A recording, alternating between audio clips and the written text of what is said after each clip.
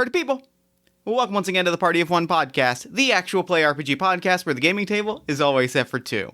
I'm your host as always, Jeff Stormer, and this week on the show, I am joined by Joie Martin for a game of Follow Me Down. Follow Me Down is a two-player, powered by the apocalypse role-playing game inspired by the myth of Orpheus and Eurydice. Players take on the role of the legendary doomed lovers as they navigate the underworld trying to reunite with one another before their fated trial, passing through the underworld, unable to look at each other, and hopeful that they can see the light of day and see one another again in the world above. The game is super fun, super cool, and I was really happy with the story that we told. I think it's a great episode. I really dug it. The game is currently on Kickstarter. It has already, I believe, funded, so go check the show notes for more information. Go check out Follow Me Down on Kickstarter. Back the game, help make it happen.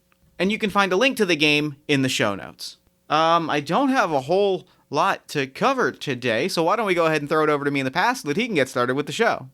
Take it past me. Thanks, future me. This week, I am so excited to be sitting down with Joie Martin. Joie, thank you so much for coming on Party of One. Thank you for having me. I am so excited to be sitting down to play this game today. This is going to be a wonderful experience. So, speaking of the game that we are playing, though, why don't you take a moment to let the lovely listeners at home know about what we are playing this week, as well as anything else you've got going on that you might want them to know about. Okay, so the game that we're going to be playing today is called Follow Me Down. It is a two-player powered by the apocalypse game, and it is based on the myth of Orpheus and Eurydice. Hell yeah! I read through the game today, and I'm dying with excitement. I love the structure of it. I'm really excited. We just created our characters, and I feel like we created really lovely iterations on these two characters, and so I am very excited to dive in. Do you just want to go ahead and get rolling? Yeah, absolutely. All right. Should we introduce who we are playing first, or should we go through the prelude? Let's introduce who we're playing first. All right. I am playing the character of Orpheus. You can call me Orpheus. I don't like other names. My name is Orpheus, and I would prefer you call me that. Naturally gifted with the ability to turn both heads and hearts, many say you were touched by the gods themselves as your uncanny charisma was backed by exceptional talent. This made you bold, and things often came easier to you than of others. The spotlight is where you shine, and while you could use your intelligence to affect change, sometimes you have a tendency to forget those standing in the shadows or waiting in the wings. The loss of Eurydice hit you hard. It was sudden and unexpected, and your whole world was shaken to its core. But deep inside, you know, if anyone has the fortitude to storm the gates of the underworld and bring back the one you love, it is you. You have always been a hero, and now it's time to show everyone what you're made of. Orpheus, my interpretation of Orpheus is I picture a little bit of a smiling liar, a little bit of a Jack story. I love a little bit of a himbo, a little bit of the least toxic version of Gaston that you can imagine. That kind of idea of like that a lot of that description of Orpheus is how Orpheus himself would describe him to you. But like a lot of that is also like you get past that, and a lot of that is him puffing up his chest and kind of doing it more specifically to put a smile on people's face, like playing that sort of big, obnoxious jerk to sort of be the clown figure with, and sort of like take eyes off of the real him. And I think that is what he sees as really special in his relationship with Yuri, was that she really saw that and acknowledged that, but also played along with the character, but also kind of saw the man pulling the strings. And I think that really is special to Orpheus, and that's the thing that he most specifically misses. Okay, so Eurydice goes by Yuri, and she's kind of like not really a strong silent type, but she's somebody that's kind of very mysterious and imposing. But when she and Orpheus met, they just kind of vibed immediately. Like, he was telling a story and she was like, oh yeah, this is totally true. Everything he's saying, absolutely true. And that just kind of kicked off like both a good friendship and a good relationship for both of them. She's someone who other people kind of like turn into moments of crisis. She's somebody that's always dependable, which means that she can connect with people. People kind of naturally gravitate toward her because she's a little imposing, but she's also like very kind. And she's just very empathic and somebody who's great at being a support of other people without like feeling too terribly drained by doing that. I feel like it's the perfect, I feel like this is a very good pairing and a very good interpretation of both of these characters. I am really excited to play. I am too. I guess we should talk about the kind of opening moments, or rather, how Yuri passed away. So we determined that they had been together for quite a while and were having an anniversary party for like 10 years of being together. And it was just this kind of huge, like over the top bash that Orpheus was really excited about. And while Yuri is not necessarily like as bombastic as him, she was also like, well, it's our 10th anniversary, so why not? And then like the party was kind of a rager, and after it started to wind down, they were like heading off to actually go back home and go to sleep, and Orpheus had forgotten a gift that one of his friends gave them, and he's like, I really kind of want this because, it's a fun gift, and it reminds us of this great party and this relationship we've had. And Yuri's like, that's fine. I'll go back and grab it for you. I'll be right back. And then when she went to go get it, it was basically this limerick that was framed from one of their friends, this kind of dirty limerick. She found it laying kind of discarded on the ground and then picked it up, and there was unfortunately a snake underneath it, and she got bitten. It just a complete random happenstance moment. It kind of, I think the mundanity of it all, it wrecked Orpheus as much as anything. That sense of there was no great tragedy. It just was a terrible thing that happened and could have happened to anyone. And I think that's part of the reason why Orpheus is so kind of in his head about getting Yuri back is Yuri she deserves better. Yeah, I could see that. Part of the reason she deserves better is that she has put up with me for so long. It's that idea of I realize that I am loud and boisterous and obnoxious, and this is a person that has given me that space, and I want to give you in return the life and the sort of magical, larger than life existence that you deserve, and I feel like this isn't the ending befitting of that, so I'm going to move heaven, hell, and everything in between to get you back so I can give you that moment that you deserve. Yeah, that sounds like it's fantastic because these two characters had such a great rapport, and the fact that she just passed so suddenly, it's like something's been stolen from them. Yeah. It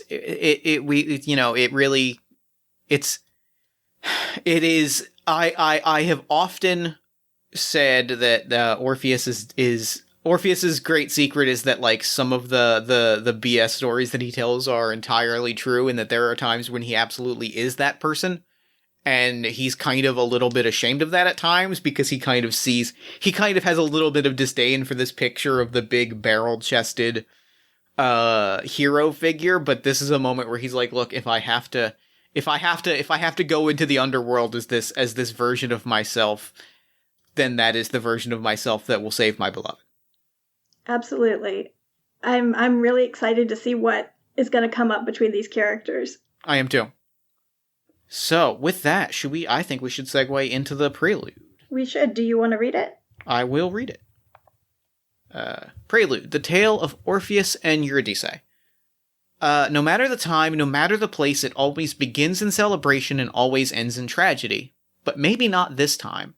Legend has it that Orpheus was the son of Apollo and the muse Calliope. He was unnaturally gifted in music and poetry, and neither man nor god nor beast could resist the beauty of his songs.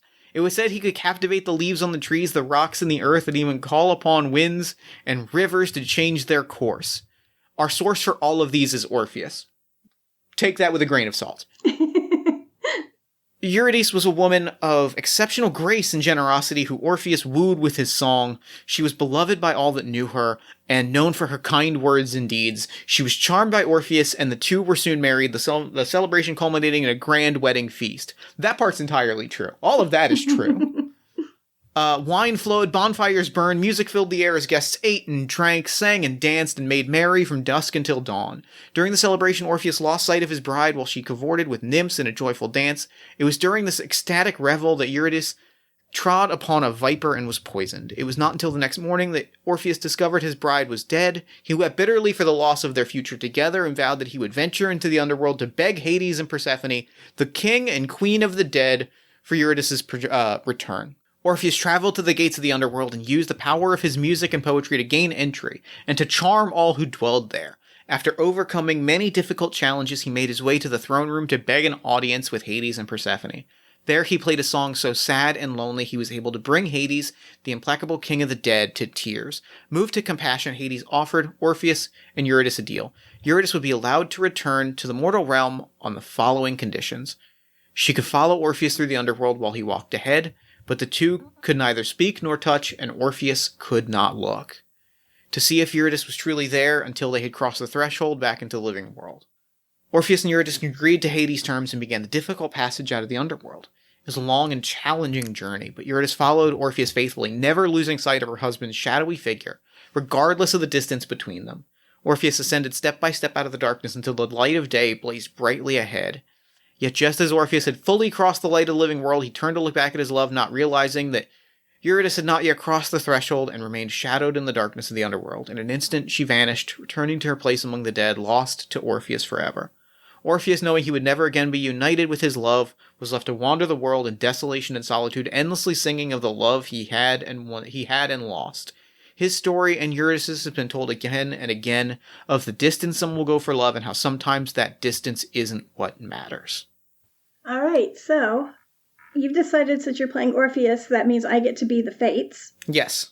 And the way this game works is it goes back and forth with one player is playing their character, the other person is playing the Fates, and playing the Fates basically means you're kind of GMing for your partner, but I've included like a whole bunch of things in the book, like tables and things that like content that you can actually like look at, so you're not having to pull everything like out of your head at a moment's notice.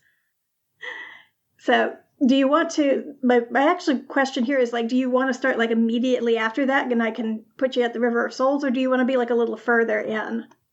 I think a little bit into the journey, I think is I like the idea, especially since we're going to kind of be not playing necessarily the game in full, which is both just a casual note and also a note to the listener that we're going to kind of be like giving kind of the fly through of the whole game, but the full experience is going to be much deeper.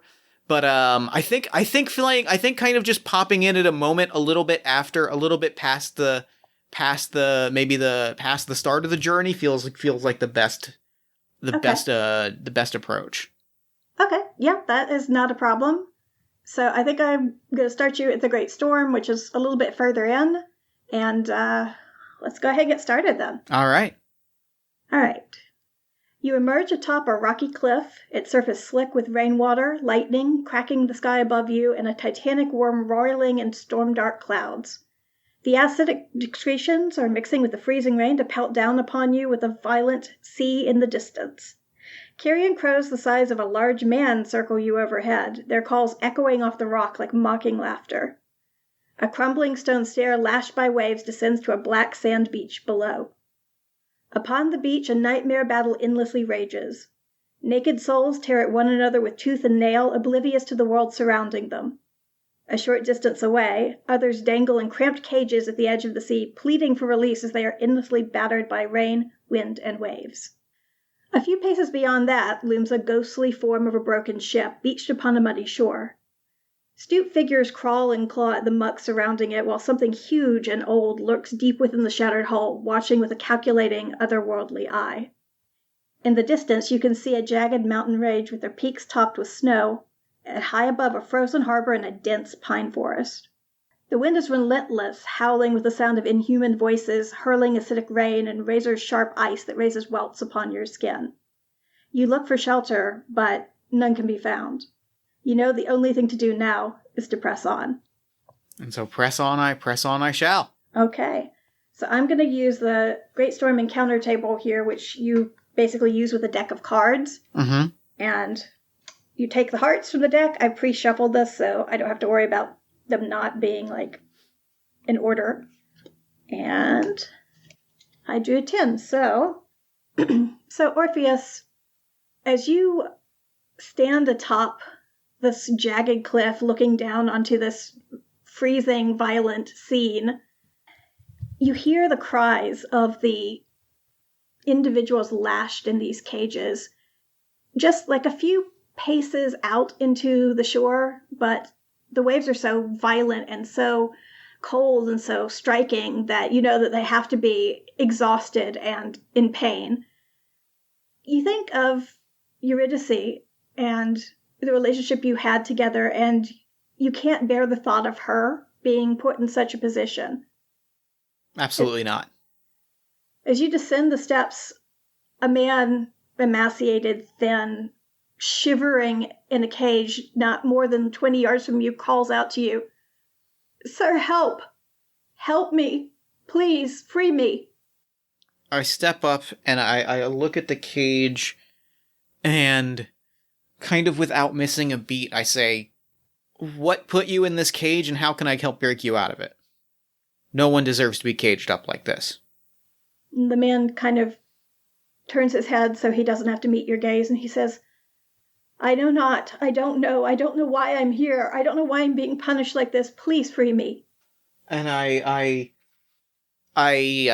smile, and I give a smile and a shrug, and I say, "Listen, friend, I will do everything I can to free you.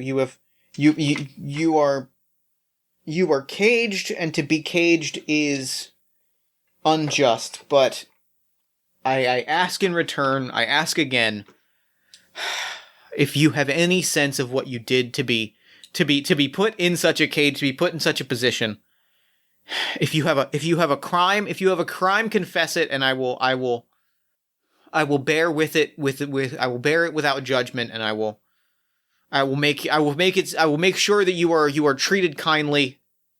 To be put in a cage and made to suffer for eternity, it is unjust, and it is unfair, and it would be unkind of me to leave you right now. But in exchange, I only ask for your honesty and your trust." Okay, it sounds like you're trying to charm a denizen. Would you? I am exactly trying to charm a denizen of the underworld. So roll with your Numa. That is an 11. That is my Numa's a +2, and that is a 9, so that is an 11. So on a 10 plus, I get to pick one. They reveal an unfortunate truth about the traditions of the underworld. They become unhealthily fixated on your quest, or the information is muddled or rumored. I'm going to have them reveal an unfortunate truth about the traditions of the underworld. Okay.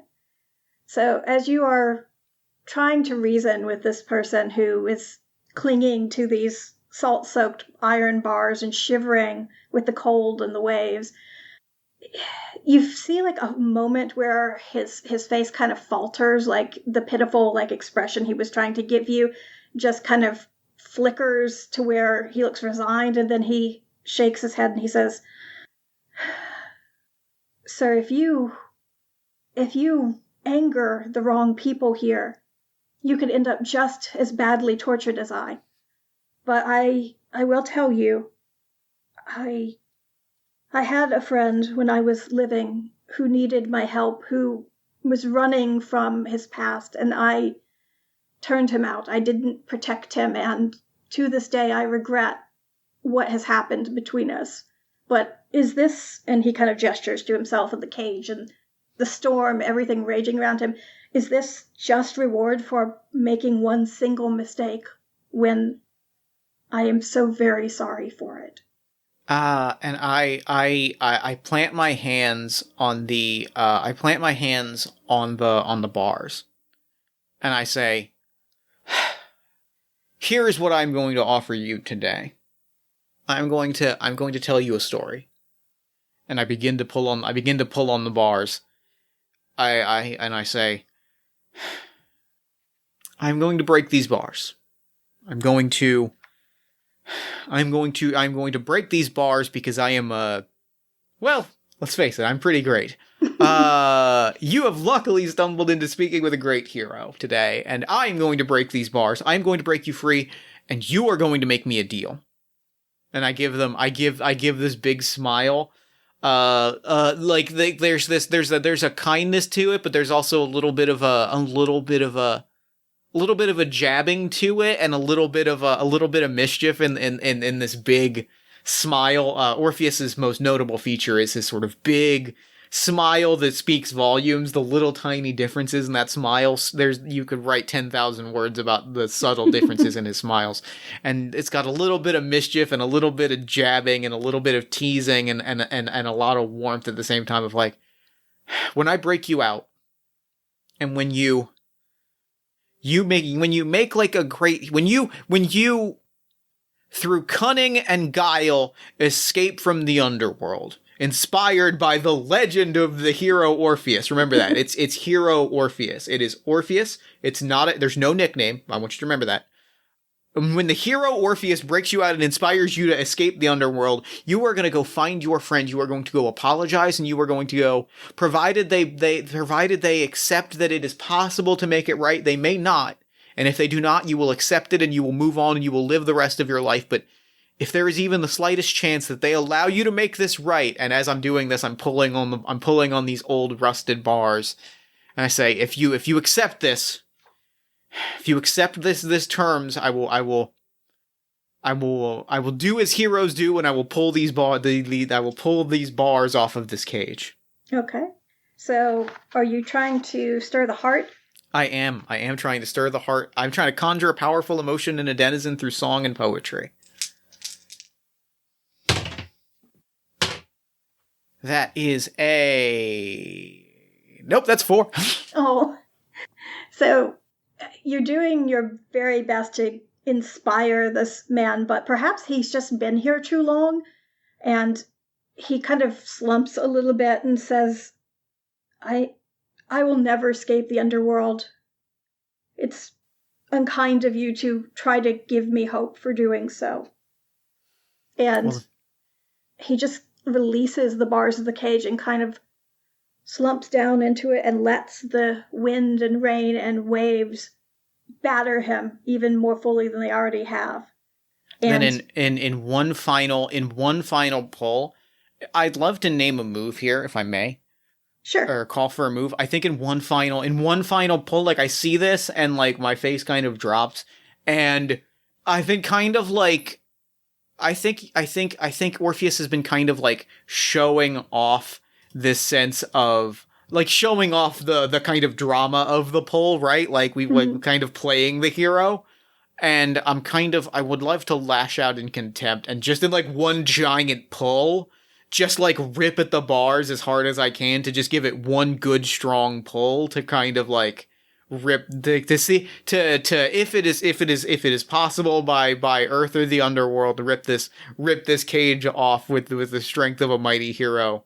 In just one final, not even a gesture of like it's kind of rooted in kindness, but it's also just kind of a, all right, fine then. Like it's kind of a dropping the act a little bit. It's kind of what I picture. Yeah, that sounds good to me. Oh, that is an 11. No, that's a 12. That is a 12. I forgot to add my passion. All right. So you kind of grasp the bars and you're a little frustrated after like all of that inspiration you've tried to give this man that he seems to not be inspired by you, and maybe that irks you a little. You're not entirely sure. It very much does. I know this well enough to know that like because I think please continue. No, it's okay.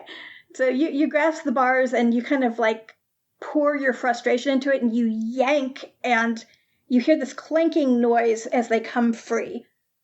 And as soon as you do this, you're like standing there holding them in the hands, like looking at them. The man sits up immediately and says, "Oh, thank you. And he crawls out. I can't quite stand because he's been cramped in this cage for so long, but he drops into the water of the surf and tries to kind of crawl as best he can, stumbling all the way toward the beach. And I think at that moment, I stand and like I kind of think for a second. I'm like, I should help him up. I should help him stand. He has taken the first step. I've done all I can here. I kind of shrug and I say, a win is a win. But still, though, maybe. And I kind of watch him for a moment, and I'm like, I wish I could have done more, but I have to be happy with what I've done today. And I kind of shake my head and kind of wipe my hands, wipe the sort of rust and grease off of my hands on my pants, and just kind of continue on my way, knowing that, like, well, at least it worked out for the best here. Okay. So you're making your way back out of the surf after rescuing this poor, feeble individual, and he makes it to the shore with, I mean, it's a little difficult, but he makes it, and you can see him just sitting at the edge of the surf, breathing, catching his breath, taking in what's going on around him, and you know that maybe you did actually inspire something in him. At least you've given him a chance to move forward.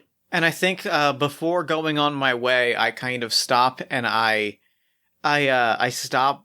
I think I still have one of the iron bars in my hand. I think I've just kind of been holding it without thinking of it.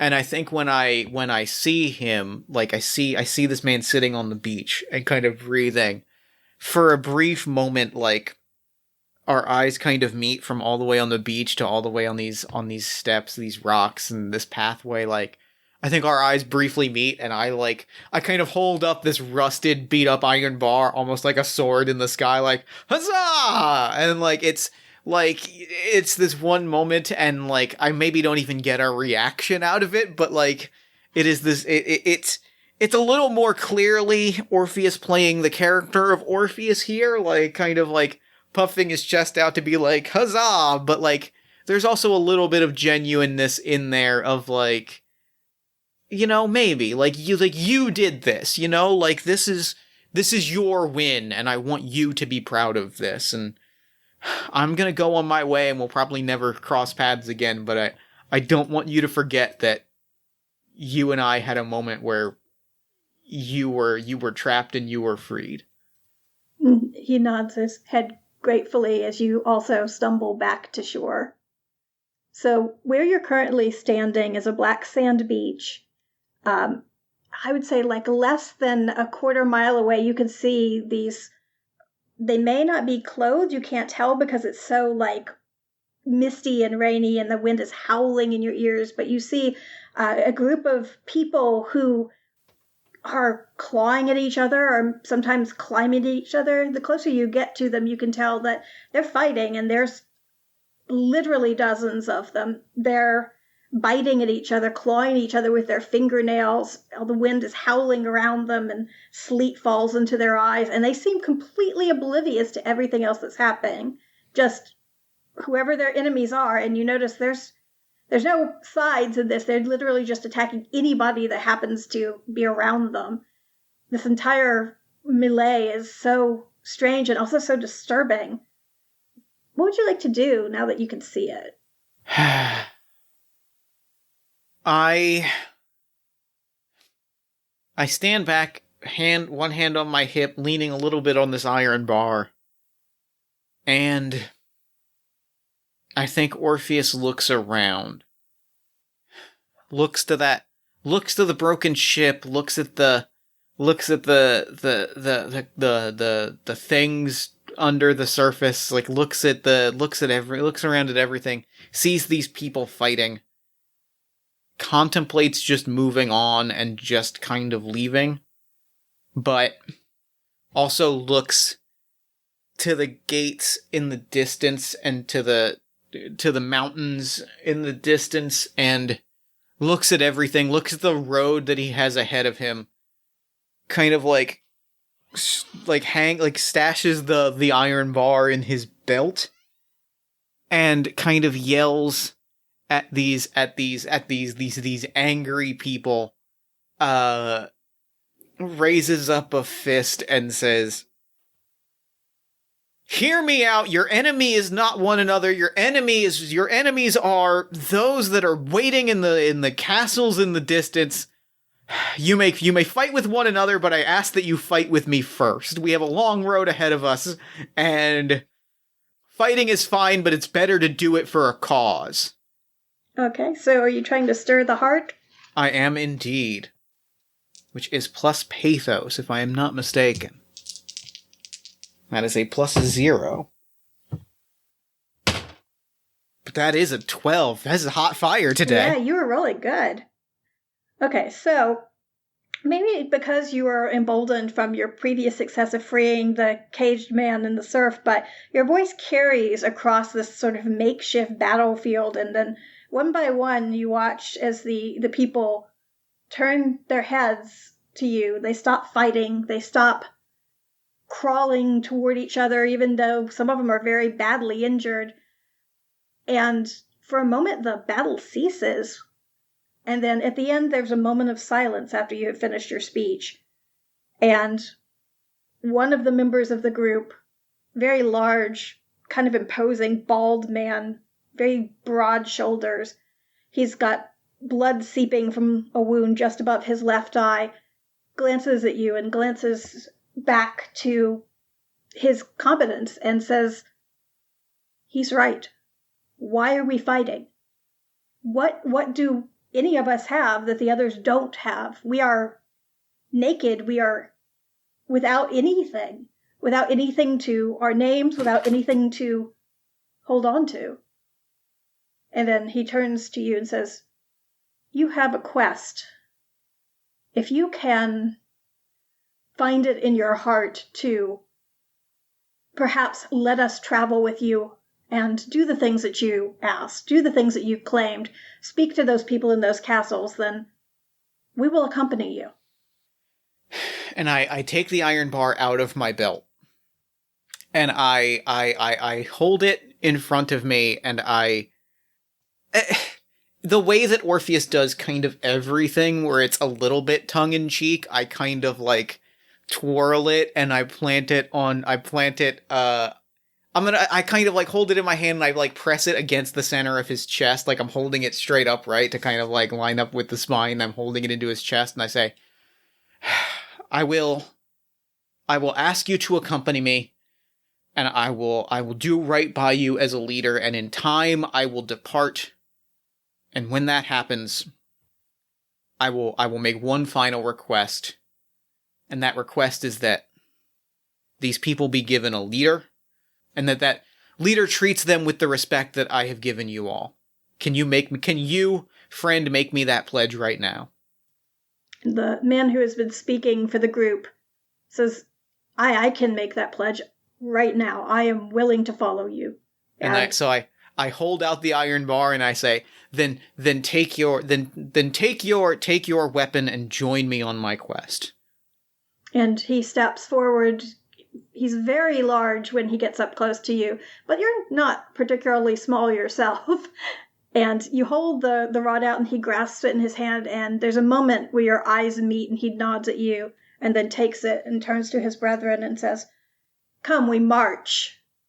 And I think there's a moment where like this interaction that has gone so well kind of troubles Orpheus a little bit. I think there's a moment where I've rolled too well. I think there's a moment where Orpheus feels himself buying into the hype a little bit. Orpheus feels himself being like, maybe I am that character. Maybe I am that story. Maybe I am that person. And I kind of shake it off. I'm like, I'm Orpheus. I'm the person that Yuri makes fun of beneath her breath. Like, I am, and that is who I want to be. There's no one who I would rather be in this world. But maybe. And I kind of lead my group on our way. Okay, so you've managed to make it past the beach, and you can see the ruin of the ship sort of in the distance, but the people who are following you, especially the man who holds the iron rod, shakes his head at you when you pass it. He kind of murmurs to you, like in your ear, the mud that surrounds that will draw you under. I do not think we should go that way. Perhaps toward the forest? Why so, my friend? There are things hidden in the depths of that ship that you do not want to see, that no man should see. And what of the forest? The forest is where you find the road again. Although I've never taken it, I don't know where it ends. Perhaps it's an illusion, just like everything else here. I will ask you one question. Answer me honestly, and I will follow your advice to the letter. You say that I don't want to encounter what lies beneath that ship. I ask you simply, turn around and look at your compatriots and know them honestly. And answer me that question again. Could we face what is under that water? If you say no, we will take the forest, and we will risk the illusion. If in your heart you feel like you could fight this battle and fight it for a cause, then we will take the ship, and we will take it by force. Okay, are you trying to charm a citizen? I think so. I think that is what I am trying to do here. Okay. That feels right. I'm gonna roll with that. You are the fates, and that feels like what you think I'm trying to do. So I'm gonna go with that. Okay. And that is a 10. You are rolling so well. I'm lighting it up today. Okay, so you get to pick one. There's two options that I really love. I love they become unhealthily fixated on you or your quest and the information they give. I'm going to go with unhealthily fixated. I like the idea that, because I like the picture that, like, I think that Orpheus is buying into the hype in the same way that my newly found right hand is buying into the hype, right? Like, this is and I say this a little bit eye-rolly, this is a hero's story, and like that idea of like fighting for the cause and fighting for that thing is very kind of seductive, and it's very kind of poisonous at times. So I think it's that idea of like well, yeah, we're this is for a cause. Okay. So once you've said that, the man glances back at the ruined ship and looks at his compatriots and says, "We will follow where you lead. You have broken us out of our addledness. You have taught us that there is a different way. If you say we go to the ship, we go to the ship." Well, then we go to the forest. And for a moment, his face kind of falls, but he says, "Very well. Let's go." I before he turns back around to tell the rest of his compatriots, I kind of like hand on, not quite his shoulder, sort of his upper arm, because he is larger than me, and I'm like, I believe that we could topple what is under that boat without an issue, but it would be unjust of me to send us into a fight. I did not believe we would suffer more losses than we would wins, and that is, I've known you all for a short amount of time. A true leader and a kind leader cares about every single potential loss, and I believe we would suffer losses, and I believe that we have greater battles ahead of us than fighting a fight for fighting's sake. We left that behind on the beach. And he nods, and you can see, like, just by the way he looks at you and the way he considers your words, that this man would follow you throughout your entire journey into the underworld. And I think I say, then to the forest we go. Okay, so you're heading to the forest then? Yes, indeed. All right, so turning away from the beach and leaving the ruined ship and the mud surrounding it and the people, the very small, hazy figures you can see kind of through the haze that are digging in the muck in front of the ship behind you, you turn toward the mountain range instead and the pine forest that surrounds it. And for a moment, once you step into the forest, you feel a slight reprieve. Because the trees here are so tall and so densely packed, it's difficult for the wind to actually permeate the branches. So you at least have some respite from that. But you soon realize it's very difficult to see now that you're in here. It's very dark, and the sky, overcast as it was already not giving you a whole lot of light, but you kind of walk through the forest, pushing your way between frozen pine branches. Occasionally you stumble. Some of the compatriots that are following you also stumble and right themselves. Some of them are cut by the pine needles, scratching at their skin, which is uncovered. And then you come to a large frozen lake that spreads out like a blanket of snow and ice before you.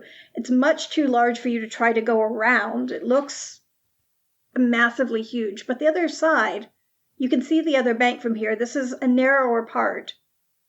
Perhaps you can cross it. So what would you like to do? I think we cross at the narrow. Okay. I guide our makeshift band to the narrow, and I say,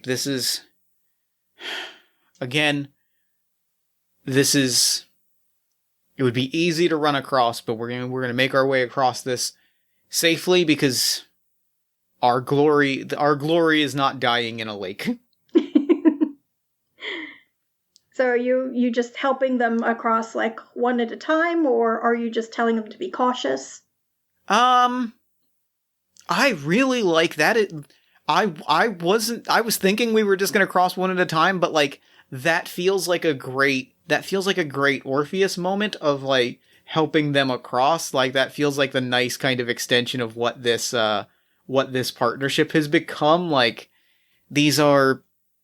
I think these are people that Orpheus maybe sees a little bit of himself in. He is quick to action and quick to eye-rolly hero moments, and I think that he sees a little bit of himself in this sort of like fighting for fighting's sake, and seeing them latch onto a cause, he knows that he has his own cause. So I think there's a sense of like he kind of starts to cross and then comes back and starts to say like, no, I've got we all together now. We are in this together. We don't leave anyone behind. And he kind of makes efforts to kind of move and come back around to help people across. Okay.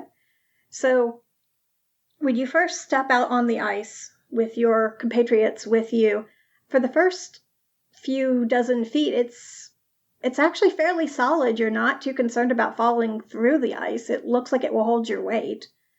But as you are nearing the middle of this narrow part of the lake, the ice kind of takes on a translucent quality. It's almost like it's glowing from underneath, and it becomes as smooth and as polished as glass. And while you are somewhat occupied in trying to help these people cross the river, you glance down and you see beneath the ice the reflection of Yuri's face. I turn back to my large friend and I say, my friend, I have a favor. What's your name, by the way? I have not asked your name. I am a terrible leader and a terrible friend. Brutus. My name is Brutus. Brutus, I have a favor. We don't have much time and we need to move quickly. Give me your iron bar and work on getting everyone across the lake as gently as possible. The ice is very thin and very easily cracked.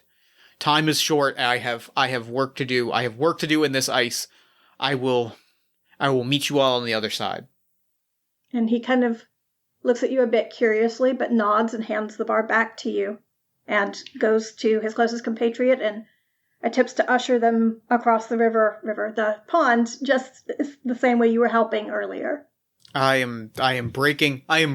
As I see them get towards the end of the pond, I am cracking this ice to try and get to the visage of my beloved. Okay, so that sounds like you're proving your love to me. It does sound like I'm proving my love. And that is an 8. That's an 8. Okay. So you take the iron bar and you effectively use it as an ice pick, although it's not really designed to do that. And it takes you a bit of time to jam away at the ice until you suddenly you start to see these cracks forming in it, and you think you're so much closer. You just one more hit, and then you bring your hand down right in the middle of a large crack, and you hear the cracking and groaning of the ice separating itself from you. And for a moment, you don't see anything. The hole that you've created in the ice, it's just dark water, just deep, impossibly deep. You can't even see to the bottom. And then as you are leaning over, you see Eurydice, or at least her face, something that looks like her, float up towards you from the water with her hair billowing around her. And you think for a moment, there she is, my love. And then suddenly something slick and dark and vaguely human-shaped with long greenish hair and freezing cold talons reaches up out of the water. Your love's face is transformed, and it pulls you down. It's holding you by the collar, and it says, "What will you give us to pass?" And I look at the iron bar in my hand, and I look to my friends on the other side of the lake, and I simply utter, I would trade 1,000 friendships for the connection that I have with my beloved. My role is not as a leader. My role is as a companion and a partner. I shove the iron bar into the hand of the ghastly form, and I look to the lake. I think Brutus and some of the others have kind of started to like move back onto the ice, and I say, "Onward, friends! Freedom awaits you." I said our time would come to an end, and it seems it has come earlier. But you have a leader. You have a cause. Your quest is your own. And I think as that is happening, I would love to propose a closing note for the book, if I may. Sure. I think that the ice cracks around me, and that sort of like translucent ice, like bits of more and more of it is cracking away, and I'm kind of carried down a river. Or I'm sort of washed away a little bit on like a sheet of ice, right? Like, and I'm watching, and I see Brutus in the distance. I watch the iron bar sink into the water, and this lake bleeds into a river, bleeds into the beach, carries me to who knows where, carries me on my way, carries me to the next chapter of this journey. And I watch Brutus, and I put a hand to my chest, and I watch Brutus do the same, and I watch Brutus turn back, and I give the solemn nod, and like our time together, our time as adventuring friends has come to an end, and I watch, sad that I have lost these friends, sad that I have lost these allies, sad that I have been cast out to parts unknown, but also at least happy that maybe I've given a second chance to a group of people for whom all had been lost. That sounds like a great way to end the chapter. And so with that, we transition. I will take over the role of the Fates, and we pick up with the story of Yuri. Yep. Would you like to see Yuri in the Unquiet Meadows or Yuri in the Chasm of Titans? So the Chasm of Titans is actually my favorite of the books, so that would be great. Done. Well, that makes that an easy decision then, doesn't it? Book 4, Eurydice in the Chasm of Titans. You enter a tunnel, dark and narrow. You have to turn sideways to pass through openings almost too small for your body. The walls are slick and warm and almost seem to inhale and exhale. You crawl on your hands and knees until you force yourself through an opening barely large enough for your shoulders and emerge into a darkness so complete that you struggle to find any source of light. As you strain to see, you notice the ground beneath you is damp and sticky. The air is heavy with an earthly, metallic tang. Your eyes begin to adjust, and you realize you are standing in an immense cavern. Below, an impossibly vast chasm yawns like a bottomless void. If you squint, you can make out several rough-hewn, dizzying staircases clinging to the walls, from which other tunnels spread like a series of dark veins. High above, the twisted roots of a massive tree hang like gnarled talons. A colossal giant with 50 heads and 100 hands. dangles, viciously impaled. He hangs suspended in eternal agony as his blood slowly gathers to drip into the pit below. Peering into the edge of the chasm, the metallic scent grows even stronger, taking on a foul, pungent air. You peer into the darkness and can barely make out the sprawling shapes of other titanic figures at the bottom. They are restrained in all manner of configurations, some misshapen or afflicted in ways your mind can barely comprehend. Swarming around them in the bloody, Swarming around them in the bloody effluence that has congealed at the bottom of the pit are numerous feeding parasites, their flesh a sickly grub white in their near oppressive darkness. I, too, am going to draw a card to kick off our encounter table. So as you peer out into this cavern, you take this long look. You see these grub worms. You see these titans. You see this pit, endless and vast, and you feel the emptiness in the air. You feel the stillness of everything. Except for that kind of pulsating in the walls. It creates not quite a breeze, but that feeling of like movement across your skin. And then, as you feel this, after what feels like a lifetime, there is a jolt on the back of your shoulder, and you twitch, and you realize only after that twitch, only after that terror and that jolt and that shock and that culmination of what feels like the entire cave pulsates, you feel your feet start to give underneath your feet as you feel yourself start to slip on some of the blood-covered rocks beneath you, and you feel yourself start to slip right at the edge of this pit. Yuri, what do you do? So the first thing she's going to try to do is throw herself physically backward away from it, even if it means that she's going to fall on the rocks. It's much better than falling into the chasm. That's fair. I think you fall backwards. I think you fall backwards, and what happens is you hear chittering. You hear chittering and sort of wet, sloppy, crawling noises. Meat slapping on stone, as you quickly realize that, like, in jumping backwards, like, you loosed some rocks from the edge of the pit, and these grub worms, these carrion bugs have sensed something and are coming to examine what is going on and possibly find a new source of fresher blood.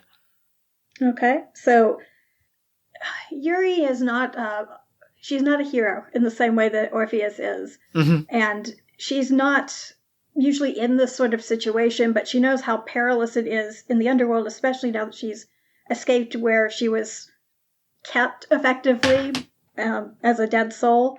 So I think the first thing she would do she would try to don her shroud and escape the situation. And basically just try to blend in with the other denizens of this part of the underworld, and hopefully the grubs will pass her by and go for something more tasty looking. Go ahead and roll me don your shroud. When you don your shroud to escape a dangerous situation, roll with philosophy. Okay. Ooh. I rolled a 2. Let me see what happens on a miss. I'm going to say what happens is actually the next encounter card that I drew is actually perfect for this, for on a miss. You don your shroud, you put your head down, and you move. You see other shrouded figures, other souls moving through this space, and you watch these sort of grub worms burst out of this pit, but you are long gone. But before you get a chance to kind of get your footing, you realize you are among these shrouded figures. You are among the dead souls passing through this space. But you've realized watching this you were watching the grub worms, you were watching the carrion bugs, but what you were not watching was where you are going, and you are caught in this maze of tunnels, and you see some of these shrouded figures, none of their faces none of their faces visible, except for periodically you get the briefest glance at some of their eyes, and you kind of see some of them. You see the briefest remnant of a person, but most of them you see skeletons, and you see skulls and empty eyes, and you see shrouded figures start to pierce down all of these tunnels in this maze that surrounds you. That feels like there's somehow 100 doors or 100 tunnels in 100 directions, and you watch shrouded figures run down each of them, and people are running past you and around you and bumping into you. And what do you do? If I'm far enough away from the grubs that I think they're not actually going to get me. Yeah, I think they're out of sight at this moment. Like, you hear them in the distance, and you hear some screams and yells, but you also hear just footsteps, and they seem to be out of view, but perhaps not permanently so. Okay, so I'm gonna kind of like press my back to one of the tunnel walls, even though it's kind of viscous and gross and sticky, and hold my shroud and kind of look at all of the different shrouded figures, the other souls or denizens that are running past me, and try to figure out like what is going on with them. Why are they in such a hurry? I think that the confusing thing is that you don't see anything. There doesn't seem to be a reason for this, but it also sounds like you are trying to pierce the veil here. It sounds like you are trying to see what is hidden and unseen. Okay, so I will roll with my philosophy. Didn't go well last time, but maybe it will go well this time. Nope, I rolled a 4. I think what you see is there are just so many people. There are so many like bodies and shapes, and there's so much movement that you simply don't fully piece it together just yet. And I think what happens is you look around, you eventually see that you do eventually see what is unseen here, but what it is you realize that the walls themselves are pulsating, and they are pulsating because they are so dense with blood. Like, you feel it under your feet. The ground as you stand for a long time starts to sink, kind of like you're standing on a sponge, and you see blood pooling around your feet. And as you see that, you hear more of that. You hear more of that chittering, and you quickly realize that the reason that people are moving is because they have to keep moving. If they stay in one place for too long, walls start to bleed. Blood attracts the grub worms, and the moment you realize that, you start to move. And as you move, someone sort of moves to where you were, and you see only too late. You turn your eyes away as you see one of these figures, several of these gigantic maggots sort of fall upon one of these souls that happen to be where you were standing, and you only too late realize why you have to keep moving, because you are able to turn your eyes away before you see the cost of not staying moving. Okay, so the person that got attacked, I'm assuming there's nothing I can do for them? You can try. There are worms upon them, but I am. Though this is not the hero story of Orpheus, this may be the story of heroism. So I'm not gonna, and under any circumstances, tell you can't try. Honestly, with Yuri's personality, she would not leave whoever that was behind. So she doesn't have any weapons or anything, but she's going to go toward the person and see if there's anything that she can do. She'll probably look around and see if there's like I mean, it's not likely there's going to be a rock or anything in these tunnels, but anything that she could use as a weapon. You were able to pretty easily find, rock, like long rocks, and whether you want to use a long rock as a club or just like a heavy rock to throw at something, like you're able to find like rocks, that's something that can fit whatever kind of need you're looking for. Okay. So she's going to pick up like the biggest rock that she can carry and kind of stagger her way toward where the grub is trying to feed on this poor person and try to just, while it's distracted, bring it up and bash it down on what is the head. She guesses. It sounds like you're trying to stand up to those who would impede your progress. Yes, I am. So I am going to roll with Numa. Mm-hmm. Hopefully better than the last couple times. 5. You got all the good rolls today. I did. I stole all the good rolls and I feel terrible about it. I think what happens is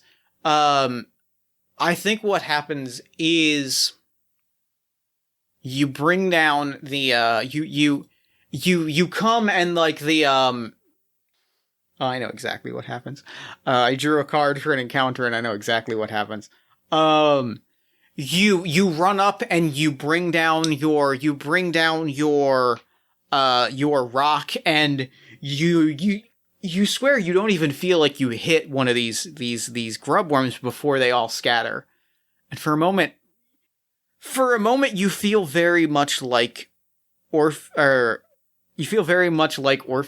for a hot second. And how do you feel when you feel like Orpheus? So Eurydice is very used to being in the background. Like she doesn't feel like her relationship is unequal, but sometimes she's a little envious of like the attention that Orpheus has paid and how, much more people seem to like him, how much more daring he tends to be. And for a moment she's like, okay, I get it now. I understand why he likes to be this way, why he is this way. And in that moment, like you feel like Orpheus in that moment, and that feeling lasts for a second before you realize that suddenly you feel like you're in Orpheus's story in a much less fun way, because you realize that those grub worms weren't running because you brought down that rock. They were running, and you realize this because that rumbling in the walls is back, except now it's in the floor and the walls, and it's not a pulsating like it was before. It's just a rumbling, and you hear a rumbling, and you hear the person beneath you is still kind of lying and starts to crawl on their feet and is like, thank you. What tunnel are we in? What tunnel are we in? What tunnel are we in? As the rumbling grows and grows and grows. Okay, so she's going to try to grab for the person, pull them after her, and says, we can run and talk at the same time. And as you say that, the rumbling is growing unbearable, and you start to go in a direction, and they grab you by the shroud and kind of jerk you in the opposite direction. And at first you're confused, and then you realize when you see the shape in the distance start to rumble, and you see that this what looks like a shadow at the end of the cave, but it's growing larger and larger and larger, and it is a boulder is rolling towards you. And you hear it crushing rocks, and you hear it is accompanied by the crushing. It sounds like it is just crushing bone after bone after bone, but you don't see anyone there. You just hear it, and you just see it getting closer as they kind of pull you in a direction. And I think together the two of you run, and you narrowly avoid it. Actually, what do you do? What do you do when you see this? What do you see? You are surrounded by tunnels in different directions. You see this boulder coming towards you. This person is trying to pull you in a direction. Do you follow their lead? Do you take them down a different tunnel? What do you do here? I think that Yuri is going to follow the person's lead because from just the brief interaction they had earlier, they seem to know kind of where they are, and that's way better than what she knows. I think that I think they pull you down a tunnel and you watch this boulder roll past, and you hear it collide with a wall, and you feel it, you see rocks drop all around you. You hear grumbling and moaning just outside. You hear pained moans just outside of your tunnel. Your friend, the person that you've saved, is kind of pulling you like, no, we have to go now. We can't be here. The grub worms, and we can't be here. Okay, so she's gonna kind of look to them and says, lead the way. I appreciate your help. And the two of you start to go, and just before you leave, you hear the sounds of that boulder move. You hear it creak, and you hear pained moans from back in the direction from which you came. And you look back and you see you're just far enough away. The two of you have been moving in that very swift way, and just you see a figure pushing this boulder, moving past, and just moaning and grunting, and just watch them quietly move past the door. And again, you just hear, no, we can't stop, we have to keep moving, and you just see this figure slowly move past the door that you're in, or slowly move past the tunnel that you just left, pushing this boulder and creaking and moaning, and you look up, and your friend is waiting for you, but they have not, they're gesturing, but they're slowly kind of inching away. You have a choice here. You can follow down this tunnel, or you can go back in the opposite direction. What do you do? I'm going to turn toward the person that is helping me and say, if he has to push that, can we just not help him? And I think your friend pauses and like winces as you hear, yes, come help me, help, please. No one ever. We can do this together, I promise. And you hear this, and the person says, you don't. Don't. Why not? It is a fool's endeavor. This is not the first time that this has happened. We've heard that. Look, I'm not. We do not share his curse. When that boulder falls, we will not be spared. But if we are helping him, it won't fall. I mean, I don't want to make you put yourself in danger, but he looks exhausted, and the boulder did a lot of damage. Perhaps if we assist, he can roll it to where it's supposed to go. It sounds like you're trying to show tenderness here. I am. Go ahead and roll me plus pathos. 7. I finally got one. All right. They grow angry at your intrusion or take advantage of your tenderness. But choose 2 of the questions on the following list. What is the cause of their distress? What do they desire, fear, or regret? What is the thing they most cherish, and how can I convince them to X?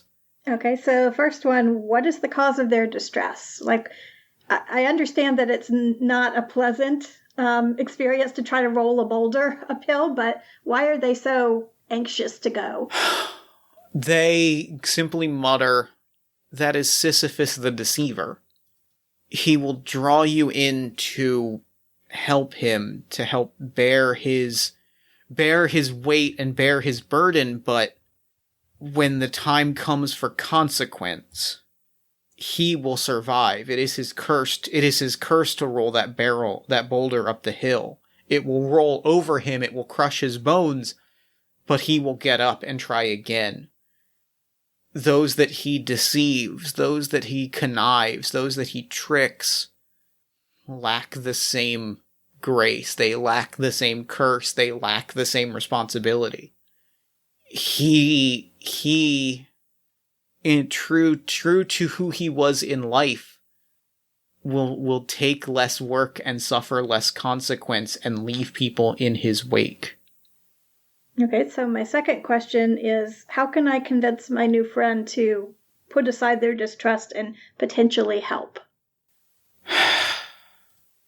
Ask. Trust is hard to come by here in this place in the underworld. Compassion, you have shown kindness, you helped them. Souls in this space are all too eager to simply run until they get to a destination or face their untimely end. You broke that. If you ask, genuinely, knowing the risks and potential consequences, they cannot possibly say no.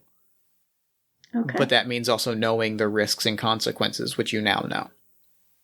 So knowing what I now know, I'm going to say, I understand if you can't help with this. I understand that you would be putting yourself at risk, and I can't demand that of you. But understand that I can't leave this man behind. I need to help him. And I cannot leave behind the only friend that I have in this underworld. So bring on the boulder. Okay, so Yuri is going to dart out of the tunnel and try to catch up to Sisyphus. I think it's pretty easy to catch up to Sisyphus. Yeah, he's probably not moving real fast. It's a pretty slow process. And when she comes up upon him, she says, if we help bear your burden, will that mean that you can push this to wherever it needs to go? Because we're willing to help you. We don't feel like you should have to shoulder this alone. Roll me plus pathos. This is, I believe, showing tenderness. 12. Dang. Ask two questions and take no problems. Okay. So what do they desire, fear, or regret? They desire people to help them ease their burden. They regret that they get people to do this knowing it will get people hurt. Okay. That feels right. Okay. So how can I convince them to give a good faith action in doing this and potentially protect me and my friend while we help him? I think there is honor among thieves. And I think the thing that he respects, the thing that Sisyphus respects is cunning over strength and respects someone that is willing to treat him the way that he treats others. There's a level of deception and conniving that is that feels like the best answer to that. Okay. So I'm going to basically say, look, we will help you with this if you need us to help you, but what is keeping you here? Why can you not just let the boulder roll and then not push it back up again? You can come with us. You want to try? I think he pauses and he flashes a wicked grin for a moment. And then you watch him put on a face of solemn sadness. It is my journey. Rolling this boulder is what I've been cursed to do. This is my lot in the afterlife. And you've never questioned whether you can change it? Alas, it is not my place to question. It is only my place to perform. Now, and I can only ask that you perform this task with me, that we bear this burden together, that perhaps by joining together and pushing this and you see that wicked grin come back for half a second. That perhaps we can create something better, but unfortunately, I believe that my role here is to push this boulder. Now, I am going to ask something. Mm-hmm. Would you like to try and weave the strands to see if you can change the nature of this curse, of this sort of wicked ploy, of this sort of song and dance? Yeah, why not? I mean, she's established herself as a rule breaker in the underworld already. This is true. And that is a 7. On a 7, Mm-hmm. Your manipulations attract unwanted attention, but you may shape a small object, call forward a modest illusion, or mend a broken thing. Okay. So I think I'm going to call forth a modest illusion of Sisyphus pushing the boulder, even though it's not moving, it's just staying in place. And I do this by effectively just taking bits and pieces of my shroud and weaving it with his, and then placing it and gesturing to him and say, they're distracted for a moment. You can come with us, and the task will still be done. And I think that he kind of, I think that he stands back and he watches this illusion, and he looks at you, and he says, You knew that we would push this boulder together and that it would roll back on you. And like that, the sort of solemn sadness face has completely like washed aside at this moment. And she kind of nods at him and says, I do, but that doesn't mean I shouldn't help you. And he smiles and he says, and you would trick the gods themselves to save the life of a king that would have you killed without learning your name. Well, I like to think maybe we can be better than who we used to be. And he smiles and offers a handshake and says, I am King Sisyphus, and for once I would like nothing more than to know the name of the person that I travel with. And she kind of nods her head, not exactly bowing, but kind of respectfully, and says, I'm Eurydice. And she kind of turns to the person staying beside her, and I'm sorry, I actually never asked your name. My name is Arsene. It is a pleasure to meet you both. It's a pleasure to meet you as well. Should we move before the illusion attracts any attention? And in that moment, you realize there is blood pooling at your feet, and you hear the sloshing of the grub worms. And Sisyphus looks around and says, "Oh my, this is quite unpleasant. This is what happens when you stand still." I've never stood still for very long. I suppose we should run. We should run. And the three of you run down a tunnel, and I believe that is where I'm going to call it for this chapter of our story. Okay. That sounds good to me. So this would bring us this is where we're going to do a little bit of hand waving, because I believe this would bring us to the Gauntlet of Hope and Regret. Yes, and in the full game, it's actually 8 books that you go through. So 4 for Orpheus, 4 for Eurydice. And then we're working from the ash can, which is half the books, but we still don't have time for all of that. So we're just going to kind of fudge the gauntlet a little bit. Yeah. So walk us through the gauntlet. Right. So the way the gauntlet works is this is effectively from the myth. This is the point where Orpheus is walking toward the light at the end of the tunnel, and Eurydice is following behind him, but he can't speak to her or touch her or turn around to see if she's there. It's just kind of going on faith. And so during this process, each of the characters, the players of the characters, describe short memories that occurred over the relationship, like things that can be both good or bad, like depending on, actually it's dependent on the harm, but I don't think we took any harm. But usually if you have any harm at the gauntlet, however much harm you have, those are your bad memories. And then everything else is good memories. And you go back and forth. It's one for each book. If you have keepsakes, which is what well, actually, Orpheus gave away his iron bar. Mm-hmm. But if you have a keepsake, you can actually remove one of the harmful memories and turn it to a positive one. So here's what I'm going to recommend. Here's my hand wave. Because we know for certain that we got a positive memory. Mm-hmm. Let's say that if we played through all 8 books of the game, I would love to do...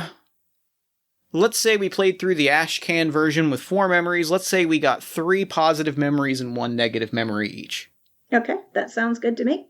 Okay. So basically, you can do them in any order. So do you want to start? Yes. So I will describe a positive or negative memory starting with the phrase, "Love, do you remember when?"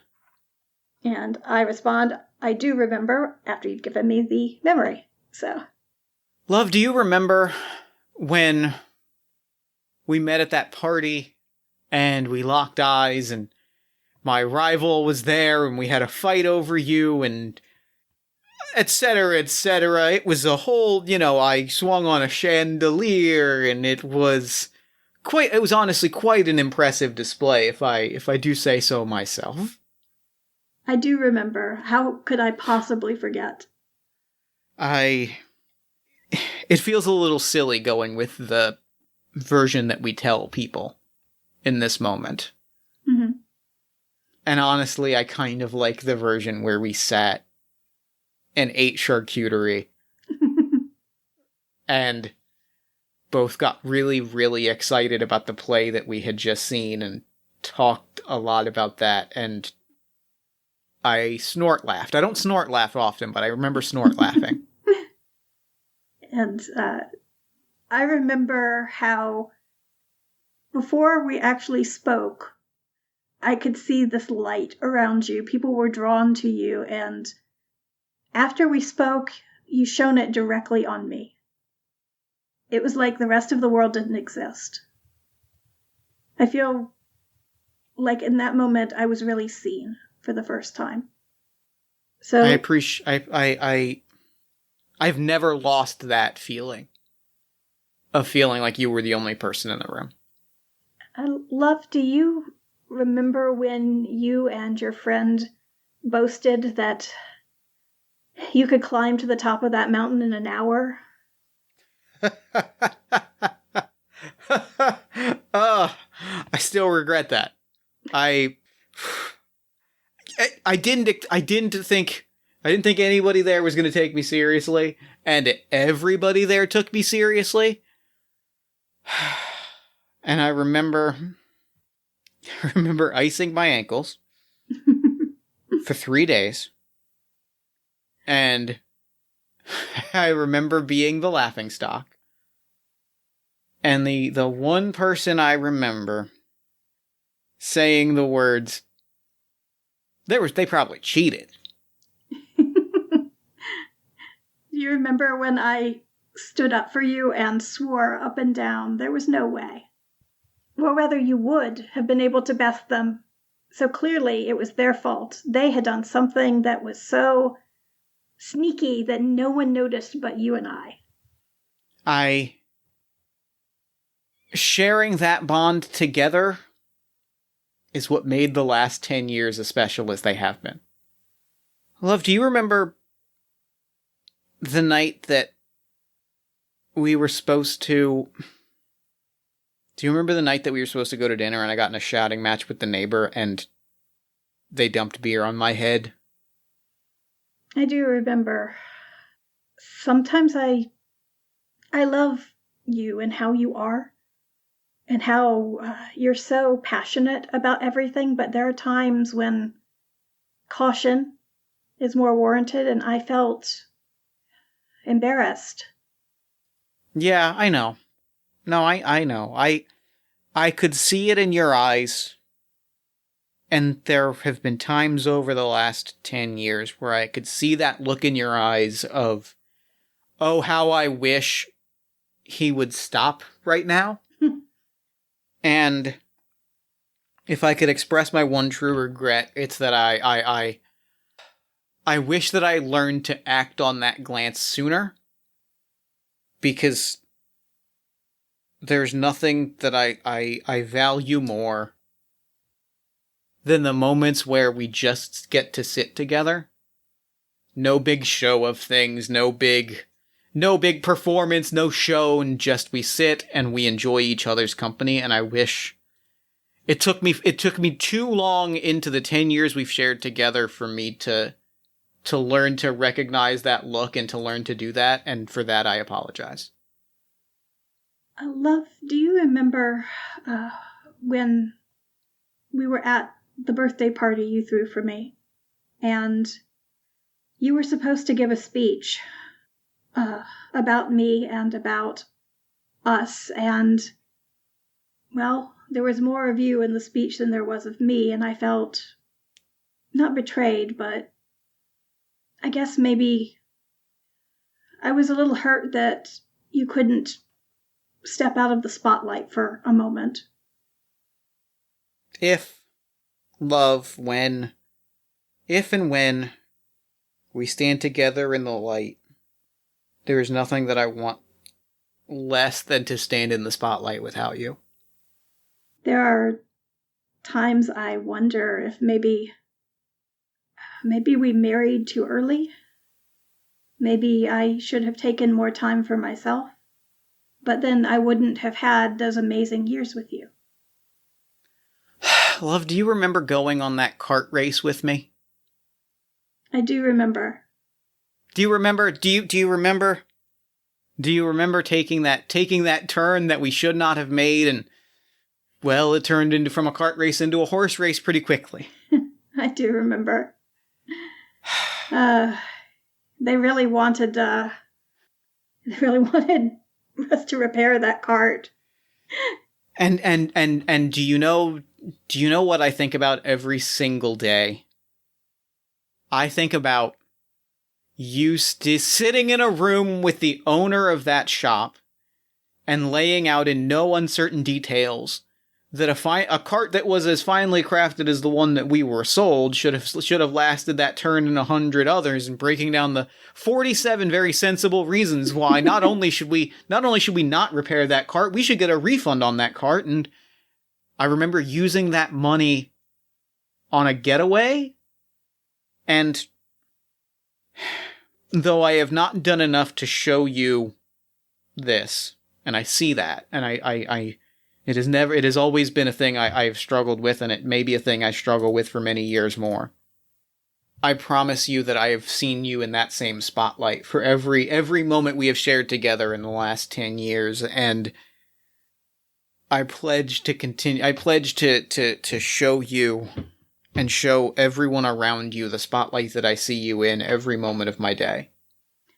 Love, do you remember when we were just married and we were supposed to be off having this wonderful adventure, but instead we were just sitting in the apple orchard on the way to our destination and talking? I like that more than any other thing that happened on our honeymoon, because it was just you and me and the world around us, everything bright and lovely. I can't promise that we will only have those moments, but I can tell you that I treasured that one more than many of the adventures that we've gone on, and I want nothing more than to go on more of those ordinary moments together. It was one of the happiest moments of my life. Mine too. So I think I think that's all of them. So the next section, after you've gone through the role-playing aspect of the Gauntlet, you basically total up your positive memories, and we each had 2, is that right? Yeah, 3 positive, 1 negative, so we have 6. 6, yes. Okay. Because we have 6 of them, then we get ending B. There are different endings here, depending on how many positive memories you have. So with ending B, Orpheus steps into blinding brightness. They take 2 steps away from their entrance to the underworld, being careful not to look back. They are holding their breath, desperate with hope. They feel someone take their hand and turn to see Yuri's smiling face. and the two stand together, blinking in the light of a new day. I liked having the option of maybe you don't have to have her stuck in the underworld. Maybe they do see each other again. So. I like that. That's beautiful. What a good... And they are reunited in the mortal realm and live out the rest of their lives together, and when they die, they are reunited in the underworld. So finally, we have a lone scene acting as a denouement. Mm-hmm. This occurs after the ending has been determined. This is reflective of the tone of the game as the ending determined by the Gauntlet. I have a proposal, if I may. What is that? I would love to see us back in the underworld. Okay. Admittedly. I think that we are together. I think we are sitting on a boat. I think it is a long shot of us sitting together on a boat, just chatting, as if not a moment has passed, right? Just having conversation, blissfully unaware of the world around us. Watching growing happening, we follow the camera a bit forward, and we see that the person on the boat is the ferryman of the river Styx, carrying us to our place. And we're just chatting. We are unbothered by being on this ship. We are just chatting. We arrive and I think I would like to propose a character. I would like to propose something. Mm-hmm. I think that who has set up a surprise for the other? I'm going to ask you the question. Who do we feel like has set up a surprise for the other here in the underworld of all places? That seems more of an Orpheus thing. I would like to propose then in this instance that it is the opposite of that. Okay. That I would like to propose that Yuri leans forward and is like, I have something to share with you. And the ferry hits the edge of a dock, and standing on the dock, there is Sisyphus wearing a cape and crown. In the garb of a knight is Brutus next to him. In the garb of an advisor is Arsene next to Sisyphus. All of the other fighters are kind of around, and there's this big hullabaloo, and there is joy. They are welcome. They have shown the impact. They have touched lives of these people. There is I think in the distance in a beach there is a man. There are two people in rags sitting, and they give a wave. They are two old friends sitting on the beach, and they don't join the festivities, but they wave, and Orpheus waves back, and Orpheus looks, and everyone is cheering and raising glasses, and Orpheus says, "My love, I have also prepared a surprise." And what is that?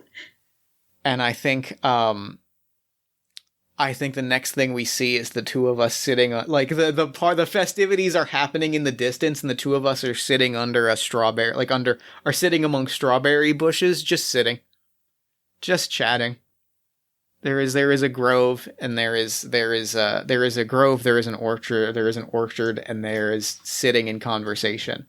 And the festivities will happen again in time when we are ready, but this is the afterlife that I wanted. This is the afterlife. This is the spotlight that I promised, and this is the memory that we treasured, and this is, at the end of our story, this is the moment that I want to share with you. The festivities and the laughter and the Orpheusisms will come, but this is the moment that matters to Orpheus the most. That sounds really lovely. And that's game. Yeah. What a wonderful game! Oh my god, I'm so happy. Thank you. I'm glad you enjoyed it. It's it could be sometimes a little more tragic, but we did pretty well. I feel like we did pretty well. I feel like that was a pretty good experience. Thank you so much for playing this with me. This was lovely. You're welcome, and thank you for playing with me. I really enjoyed it. So, real quick, before we wrap things up, where can people find you, your work, and the Kickstarter for this game online? Okay, so you can find me on Twitter and pretty much anywhere else. My handle is Honey in Hedgerow, not and in, because Twitter has a character limit and apparently and was too much for them. But I own a company called Drowning Moon Studios. We publish games, and this is our newest one that's going to Kickstarter on October 7th. And you can find more of our games on drowningmoonstudios.com. You can also find them on DriveThruRPG or on itch. We're Drowning Moon Studios kind of everywhere. All right. Well, thank you so much for playing this with me. I had the absolute loveliest time. This was wonderful. I'm smiling ear to ear. And for now, I'm going to throw it over to me in the future so that he can wrap up with the show. Sounds Take good. it, future me.